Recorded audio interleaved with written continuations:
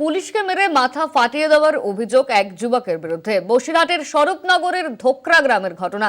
অভিযুক্ত যুবককে গ্রেপ্তার করে পুলিশ। আহত পুলিশ কর্মী হাসপাতালে চিকিৎসাধীন।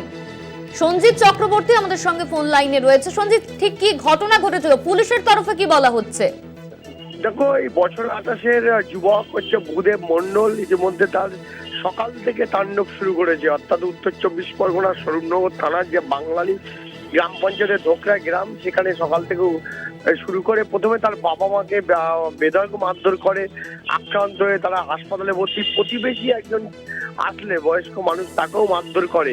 এই খবর জানা গেলে গ্রামের মানুষরা কিন্তু স্বরূপনগর থানায় পুলিশকে খবর দিলে ঘটনাস্থলে পুলিশ আধিকারিক নেতৃত্বে আসলে রীতিমতো সে এক বাড়ির ছাদে উঠে যায়।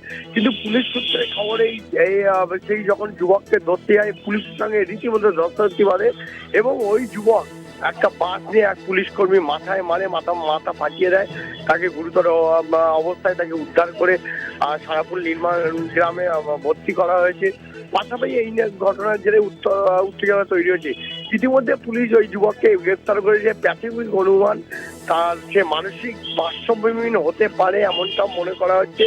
কিন্তু এখনো পর্যন্ত যেভাবে যুবক সকাল থেকে এই স্বরূপনগর যে এলাকায় ধোকরা গ্রামে যেমন সকালবেলা এই খবর চাউলতে যখন থানার পুলিশ আসে, তাদেরকেও আক্রান্ত করে। এই নিয়ে গোটা বিষয়টা তদন্ত শুরু করেছে। ইতিমধ্যে ওই যুবককে গ্রেপ্তার করে তদন্ত শুরু করেছে স্বরূপনগর থানার পুলিশ। এর পিছনে অন্য কোনো কারণ আছে কিনা সেটাও তদন্তকারীরা খতিয়ে দেখছে।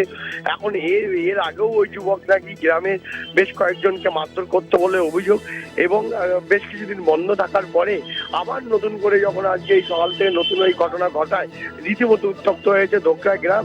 ইতিমধ্যে এই ঘটনার জেরে পুলিশ কর্মী তার মাথা পাঠিয়ে দেওয়া হয়েছে।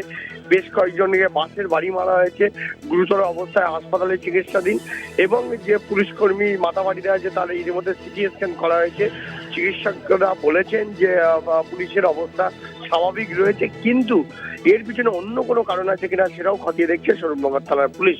অনন্যা, ধন্যবাদ তোমার সঞ্জিত। আমাদের সঙ্গে ফোন লাইনে ছিলেন আমাদের প্রতিনিধি সঞ্জিত চক্রবর্তী। আহত পুলিশ কর্মীকে ইতিমধ্যেই হাসপাতালে নিয়ে যাওয়া হয়েছে, চিকিৎসাধীন তিনি হাসপাতালে। পুলিশকে মেরে মাথা ফাটিয়ে দেওয়ার অভিযোগ সামনে এসেছে এক যুবকের বিরুদ্ধে। ইতিমধ্যেই এই অভিযোগ করা হয়েছে বসিরহাটের স্বরূপনগরের ধোকরা গ্রামের ঘটনা। সেখানে পুলিশ কর্মীকে মাথা ফাটিয়ে দেওয়ার অভিযোগ এক যুবকের বিরুদ্ধে।